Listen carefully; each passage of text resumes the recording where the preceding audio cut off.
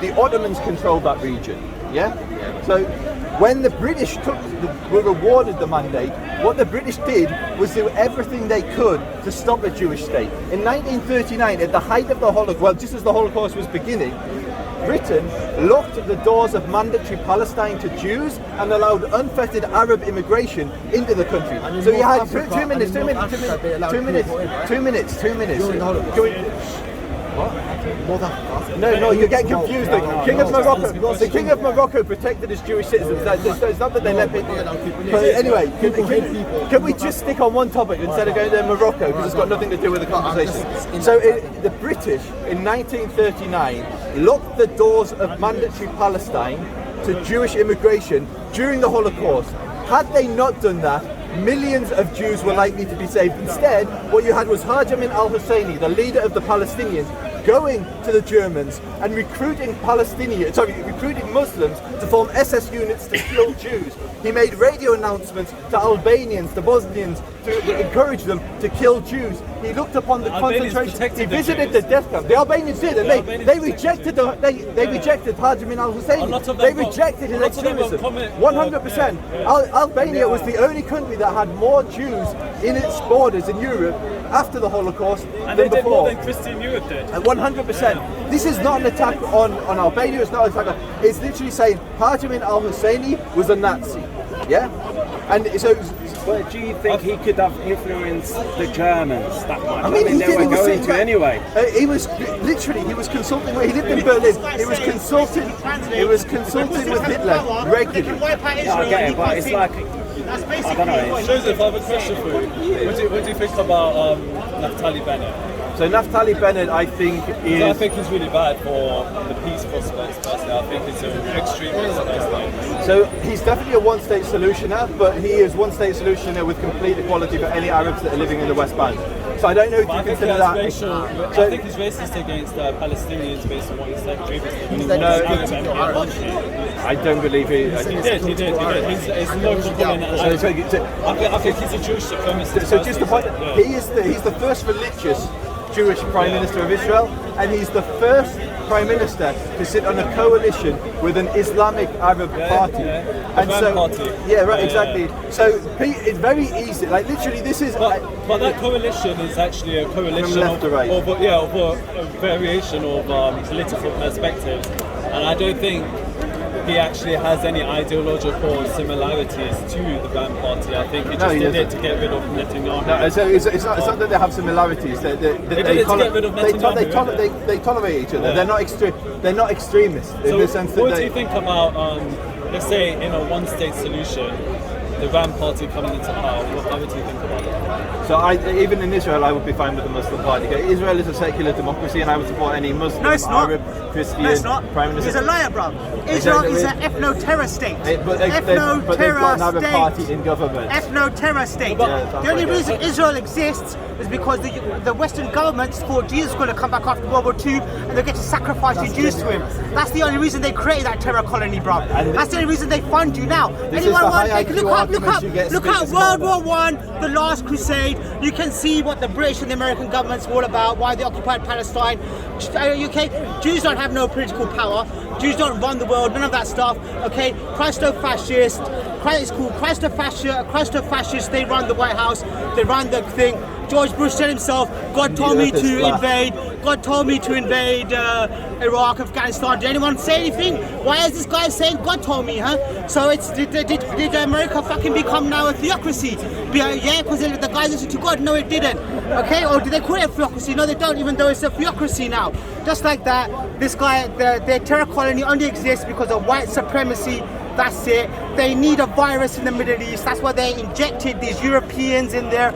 These Europeans, they take their children from Europe and America and use them as human shields to steal people's land. And then they start saying, oh, they're firing rockets at us. They're firing rockets at us. Well, if you Nazis never went there and occupied the place in the first place, they wouldn't be firing rockets at you Nazis, would they? When people in Speaker's Corner say that's a bit far, you know you're beyond the Listen, you're an ethno-supremacist.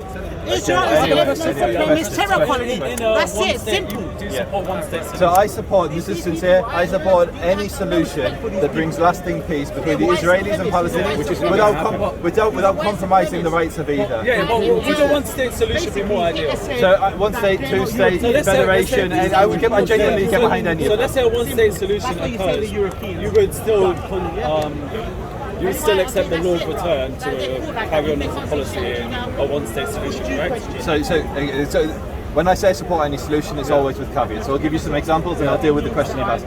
So one of my caveats, for instance, for a two-state solution to start with, was that if a Palestinian state was created alongside Israel, one of my caveats would be I would support that, providing the 500,000 Jews that live there today aren't ethnically cleansed. I do not want to see the 2 million Arabs ethnically cleansed from Israel, and I do not want to see the Jews ethnically cleansed from any future Arab state.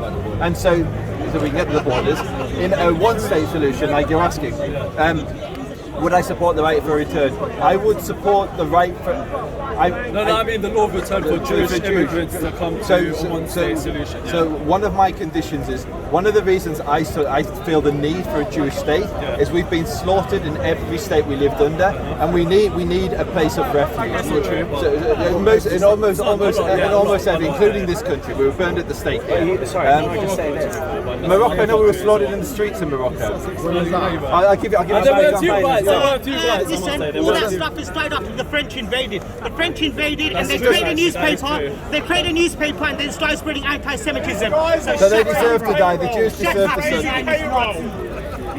Go condition your hair. Go condition your hair. I want to ask a question. So just to carry on. So in a one-state solution, the law of return would continue. So what was I saying? So one of my conditions would be that Jews need a place of refuge. Yeah. You then have a problem, which is the Arab right of return. And so because there were that's what I'm talking about. And so there were 700, depending where you look, 500,000 to 750,000 Arab refugees from the 48 war. Well, no, they didn't have a Palestinian identity back then. They were part of present-day Palestine. They were part of present-day British Palestine. mandatory Palestine was Jordan, Israel, Gaza, and the West Bank. The Palestinian. I'm talking about the ones who are in present-day Palestine. They didn't refer to themselves as Palestinian back But then. they are Palestinians. Now they are. So what I was trying to say, you were correcting me. I was saying Arab refugees because they were Arab refugees at that time. So the Arab refugees are 48.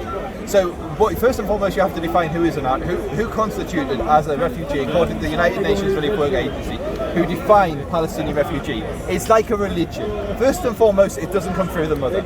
So if you have a Palestinian father, you couldn't be considered a refugee. So which Palestinians with a father are considered refugees?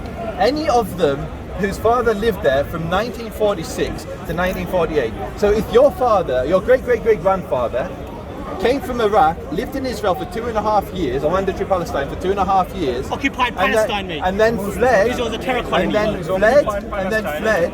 And your 32 other grandparents are British, Egyptian, American, whatever. You're considered a Palestinian refugee by the United Nations Relief Work Agency.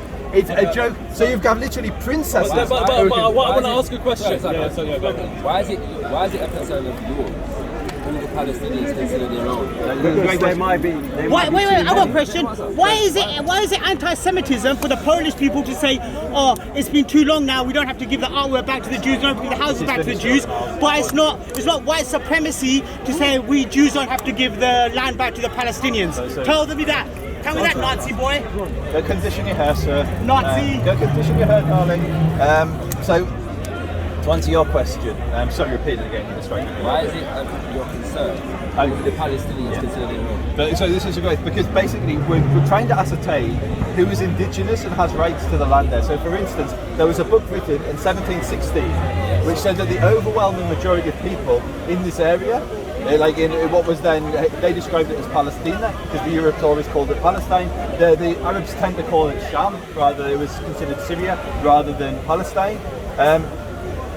They said the majority of people that lived there were either Christian Arabs or Jews, and they went to all the places like I'll show you that. I'll bring up the book. 2 minutes. Let me finish my point. So places like Fan, which is now a big Muslim city, that was a Christian village with 10 Christian families and one Maronite church.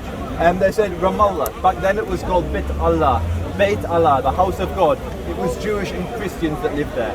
It wasn't Muslims. And so the overwhelming majority, according to this book in 1716 by a guy called what's the book now? Palestine. I'll bring it up now. Once we finish there were numerous censuses after that. In 1850, the majority of Jerusalem were Jewish. Why am I saying all of this? Because we're trying to establish who's indigenous on the land, who has a right to the land. Can I just say, why did they have to leave then if they were Jewish? Why did they have to leave? Why did they have to leave? So we'll get the Arabs. Perfect. We'll get to the fight. We'll get to the fight. To answer this now, so we're trying to establish who has a right to the land. That's why it's important who lived there. So if you just came for 2 years, let's say you came to the UK, you lived here for 2 years, you're not British. And so that's why this is important as to which Palestinians have a right to come back. But I'll come back to... Sorry, I'll just say one thing. Is there a Jew on the planet Earth who doesn't have the right to Israel? So Israeli government sets the policy that any person who is considered that has not necessarily Jewish, but a Jewish grandparent, so anyone the Nazis would have considered Jewish, has a right to a place of refuge, has a right to asylum in Israel. That's what they decided for themselves. They decided, and the Palestinian state could decide a similar law. That's Israeli self-determination. Yeah, exactly. Nobody could dictate. I agree. To the Israeli, who they choose to decide is Israeli. So I'm a little bit confused why you feel that you have the right to decide or a say even. I don't feel decide, that. The but that's what it appears. No, I've never said that. That's what you've said. You put words into my mouth. Anyone watching this has said, in a future Palestinian state, I believe the Palestinians have the right to determine their own immigration policy. So if they want to give the right to return... But how about a one-state solution? That's what I'm saying. So when Israelis and Palestinians are sharing, can all those 700,000 Palestinian refugees who consider themselves Palestinian refugees have the right to return to their homeland? So this is what I'm saying. I have caveats. One of my caveats, I don't want Jews to be a minority again. Because we've lived I've got to reply my own words. Because we've tried living under Muslims before, and sometimes it's good, and sometimes it's bad. And the good was a lot more than the bad. The good was a lot more than the bad. It depends. We still had to pay the jizya. Well, if you were 2 minutes. Sorry, so I'll just say this: if you were to put a percentage, what would be higher? So the bad or the good? Let me answer in my words. Living under Islam was better than living under Christendom, 100%. But we were not equal. We were under the Muslim. We were. Yeah. What does it? Under the British. Allowed to speak. In the Quran, it says make them pay the jizya, and the word it uses is sagirun. And what does sagirun? You all know. Protect Joseph. No, it doesn't. Sagirun does not mean. Does not mean. I want to ask you a question. Yes, but let me answer. I asked one question about the flight. He asked about the refugees. Why did they become refugees? So the overwhelming majority of Palestinians that left, they fled a war, and they were instructed by the Arab states to leave. They were told, leave, we will come in and slaughter the Jews. There were instances of some minor expulsions. So the two biggest expulsions of population centres were in Lod and Ramla, where there was heavy fighting. These are civilians versus civilians. And there was heavy fighting. No, America wasn't involved at this point. Britain was fighting the Jews with the Jordanians. But anyway, to answer your question, there were a number of villages that were also they were emptied as well for strategic reasons. In all of those instances, I support those families being fully compensated because they did lose, but the overwhelming majority of Arabs that left fled a war under the instruction of the Arab states. And so in that period, you had huge population transfers. So you had North Korea, South Korea, Vietnam, you had India, you have India. Actually, try and stay on topic. We can come to bulldozers later, but you have to stay on topic. We're addressing 48 now. We can fast forward by 70 years. We can do that, but just wait your turn, okay? So sorry, to get back to the 48. And so Now, on the inverse of that, every Jew that was under the Jordanian, so when Jordan conquered what they then Judea and Samaria, which they renamed the West Bank because they were the East Bank, they ethnically cleansed all of the Jews. When Egypt conquered Gaza, they ethnically cleansed all of the Jews. Israel, in contrast, 20% of its population in 1948 were Arab. 20% of its population in 1948. 20%. Anyone can check this on the Google. 20% of Israel's population in 1948. Yeah, of course, they believe a Jew is Jews. Okay, yeah, you're just lying, man. People are nodding their desire. Wait. Emulate your prophet. Listen, patience. Look, you were under Spain. We Follow protected the you. Sunnah. Follow the Sunnah of your prophet. You're supposed to have a state in German. That's your homeland, not Palestine. Come on, you understand? We'll come back to my homeland. We'll deal with you. German, We'll deal with you. But I've got One question. Two questions, Aki. You need to Two have questions. homeland in So German. the Jews were ethnically Palestine. cleansed from Gaza and from the West Bank. Arabs, in contrast, were told anyone who lives here peacefully will be given complete equality in our state, and that is true to this day. The Arabs have complete equality with Jews in what we call Who's Israel. state? You're not supposed to have a state in the first place. So it says you, the guy in Speaker's Corner. State the Jews that follow the scripture. Which Jews? Where does it say that in the scripture? I saw they were running. I saw rabbis running you and told to go away. So, do you know those rabbis? They've been excommunicated. I can go into any synagogue in the world. They're running you away and say we don't have the same ideology. Listen. Why were they running you? Any synagogue. Why were the Because they've rabbis been who have more knowledge of the scripture, the Torah, than you, running you away? They've been excommunicated. By who? Why did he say They were that? running you Did out. you watch the full video? They were running you out. Did you watch the full they video? said go away. Did you watch the full video? No. Everyone was running you out. Okay. Most of them were running you out. Anyway, back to the question. So I wanted to, because what you said about the one-state solution and the law of return. Fair enough. What I don't get is that a Palestinian is that I'm getting the perspective that you kind of have a concern that you don't want, in a one-state solution, you don't want Jews to be a minority. I don't want to be a minority ever again. Okay, so what I don't understand is, do you think, What make you have a tell me why you should have a state? Now I ask him, I can't do scripture. No, Why should they have a state? What I want to ask you a question is, so do you in any way view the Palestinian refugees returning to a one-state Israel and Palestine as a threat to the demographics of the Jewish population? Yes. Okay, so what I don't understand is why is it a problem? Because you might think it's a problem to a certain extent, you might think it's a small problem or a big problem. Why is that a problem, but it's not a problem that a Jew from America or a Jew from Tunisia or a Jew from Russia or wherever it is could come to Israel and claim Israeli citizenship straight away, but a Palestinian refugee cannot come? There's a problem, well you say they can, but there's a problem with them coming back to their homeland. Why is that a problem? Why do you think I might say that? Well, you said there's a problem. No, I know my answer, but why is the question? Why do you think that most Jews say what I've just said? I never said most Jews. I said most Jews. Most Jews say what I say. Say what? Say that Jews, we feel that we need a demographic majority in a Jewish state. Yeah. So why do you think? So you don't want to be outnumbered? That's not true. That's not true. That's No, but Joseph, wait, no. That's like most Jews say that's a I'm going to answer fallacy. your question. I'm going to answer your question. The reason, the point I'm coming back to, I never said that there's a problem with the Jewish law of return to Israel. But what I'm the thing that I don't understand is that you said yourself, you just said now, is that you view the Palestinian right of return as a threat to Jewish demographics. Therefore, I'm inferring that you view it as a problem in a one state. No, I've literally, we've been through this, we're repeating ourselves. Yeah. So I'm asking you, why do you think most Jews might think answered. that? You think you might be, you think you might be outnumbered, so there will be too many of them. But the truth is, even if there were 6, 7, 10 times more than you can wipe them out. They haven't got anything. No, but in an equal state we would be completely equal. Yeah. And I'll give you an example. They just say what, share the same weapons? Hear me out.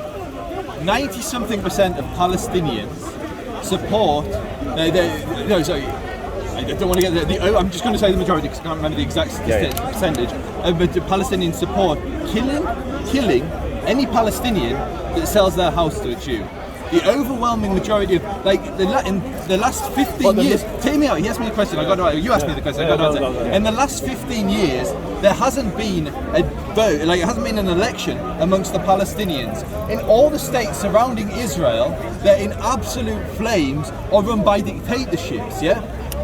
Democracy does not exist today in the Muslim or certainly the surrounding world, the states that surround Israel. So I as a Jew, I mean we've had multiple elections, we've got another party in government. It doesn't work. It doesn't work. Your argument doesn't work. But anyway, just to answer your question, Jews have been slaughtered unfortunately in many Muslim states. And they've been protected in other Muslim states, but always always having to pay the jizya, always one of the dhimma, always a dhimmi, yeah? Yeah, but sorry, When you're supposed to have a state. Sorry, can I? Pardon? But your own scripture is supposed to have no state. You know when? Where does it say that? Just show me in the scripture where it says that, Right. yeah? But Come back when you Wait, show no, me. I can show you right now. When you bring up, Do it. when you bring up Show the me, jizya, show me where it says that in the scripture. Sorry, mate. So I'm just saying Wait, that's very when you quick, finish, I need to I'll talk talk about- When you bring up the jizya, even the Muslims need to pay other things. It's So it political doesn't mean ignorant that- Jews. They don't No, quote no, people, no, they no, don't no, know. no, It's okay, it's okay. No, I'm gonna. It's okay. What I believe in is the law for the land. They Who's the control brother? the land. They make their laws. My phone Do there. you know? Listen, mate. Yeah, good. We got to Deuteronomy 28, that's what it's more. And Right? by the way, Joseph, I just wanted to say, I'm going to look it up now. I'm going to get the source Yeah. now. There's a source in, I think, Hebron. There's a academic centre in Hebron that does polls. And there's a lot of, when you make caveats of 90% of Palestinians. I'm not having an argument. I'm not knowledgeable enough to do that. I'm just saying I'm making. That have a lot of, there's polls that show highly antagonistic views of Palestinians amongst Israeli